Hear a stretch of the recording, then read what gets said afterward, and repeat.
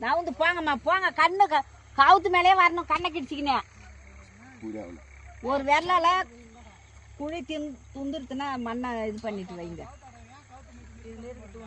கவுத்த நெட்டாதான் கடப்பாறையை போடுங்க.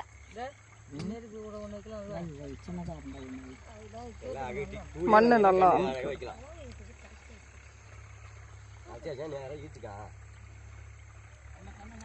நல்லா நல்லா மண் அடிச்சு விடுங்கண்ணா.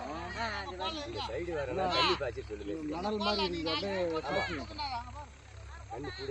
கொஞ்சம் குழி ஆழமா போடணும். அதுக்குதான் சார் தண்ணி பாஞ்சிருந்ததுன்னா கடப்பாறை எவ்வளோ ஆழம் போதோ அவ்வளோ ஆழம் அப்படியே கரெக்டாக குழி இருக்கும். அதில் வச்சு நம்ம மண்ணை கிடிச்சோம்னா கிரிப்பாக இருக்கும்.